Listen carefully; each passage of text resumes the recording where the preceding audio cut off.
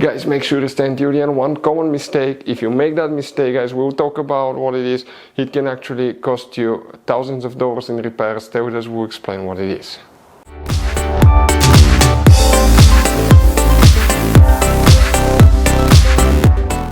Hey guys, welcome back to Auto Repair guys. Thank you guys for watching and subscribing to the channel. Today will be super helpful video to any of you having a BMW 5 Series generation F10 F11 from year 2010 to year 2017. If you guys have DSC, ESP and ABS light on, guys, stay with us, we'll explain what can easily cause that. If you have all these three at the same time, we'll explain what can cause it, where you can buy cheap parts, tools, fuses, relays at a good price, quick shipping, that way do not waste money and time, why it's always a good idea to test fuses and relays. All that, guys, will be covered absolutely free for your convenience. Make sure to stay until the end. Before we start, let us tell you a little bit about us, guys. Every single car we get here at the garage, we try to make at least 200 to 300 free repair videos, guys. We take them completely apart, we show you how to do almost anything. Transmissions, engines, bodywork, codes, fuses. Why we do that? Because our mission at the shop is to save you guys as much money as we can. All we need in return, please subscribe to the channel, like the video, that way we can keep making these free videos. Now, guys, we took pictures of every fuse box in that BMW, okay? Every fuse box, so we can clearly, guys, show you where everything's located, so you can clearly see the fuses, because otherwise they're hidden in places where practically we cannot get the camera. So we're going to show you one by one, okay? We'll have video about every single fuse, every single relay. So let's say you're in the middle of nowhere, you need to, guys, okay, find where the fuel pump fuse is located. All you have to do, watch our video. It will take you probably, guys, less than 2 minutes, replace that fuse and you're back on the road. Otherwise you'll be stuck in the middle of nowhere, guys. We make those videos for your convenience. Now, we'll make video for every single fuse and every single relay, guys, and we have more than 14,000 free repair videos on our YouTube channel. Check it out, they can save you thousands of dollars in future repairs. So guys, if the ESP, DSC and ABS lights are on, multiple things will need to be checked, but first we need to check some fuses because it could be super simple fix, guys.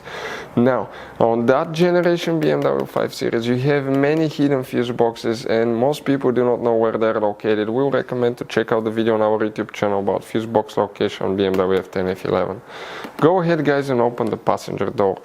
Once you do that, that's your glove box. On the very back, on the right side, you have one cover. Remove it and you're going to find a fuse box with a layout like this one. Before we guys continue, let's explain quickly why it's always a good idea to test fuses and relays. So let us tell you guys why it's super important to test fuses and relays. Fuses, guys, sometimes are really hard to know if they're burnt or not. For instance, I'm going to pull one fuse here, okay, and sometimes you cannot clearly see if they're good, they're bad. And let's say you think you have a good fuse, you put it back in and you end up having problems again, and you spend time, money, you buy parts, diagnostics, you pay for services that you don't need, guys. You practically wasted your money. So all you have to do, check your fuses, that way you don't waste money, guys. So always test your fuses, even if you think it's good, always test it. It even happened to us, guys, okay? And we work on cars all the time. Another thing, always test your relays. They're a little bit harder to test, but if you want to see, guys, how to test fuse relays, we will put a link in the description of the video below. But we've seen so many customers that think that they have a good fuse, they put it back in, they waste their money on parts and diagnostic that they practically, guys, do not need. So check out the link in the description of the video below, how to test the fuse and how to test the relay as well. So guys, if you want to buy fuses, relays, parts, tools at a really good price, quick shipping as well, guys, we're going to put a link in the description of the video below, guys. Make sure you get some for peace of mind, and you can put some spare ones in the glove box. So guys, 4 fuses will need to be checked, then we'll explain what else can cause it. Please make sure to stay until the end. We want to give you one good advice, that way you do not end up being stuck in the middle of nowhere like it happened to us as well, guys. But here now, in that fuse box, if we come to the very top, fuse number 2 will need to be checked right here, very important fuse. Then you need to check, guys, fuse number 40. So that's 30, 6, 7, 8, 9, 40. That fuse, guys, will need to be checked. You need to check, okay, on some models you may have an extra fuse here known as 69. If you don't have it, it's okay, but then you need to come to the trunk of your BMW. On the right side you have that cover here, just pull that cover. You have another fuse box that we will need to check specifically, guys.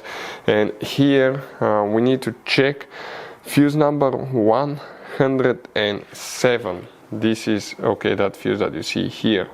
If all the fuses are good, guys, okay, multiple things can cause it. The easiest way to find out is to get a scanner, read the code and find out. But often we see that can cause all this stuff is ABS and traction control module. That's bad. That's the computer, guys. That's the valve, that's the body, the traction control body right here with the ABS pump, and that's the brains, the modules. Usually that's what causes bad. Sometimes could be the body, valve body as well. But other things that we see, okay, quite often could be bad ABS sensor.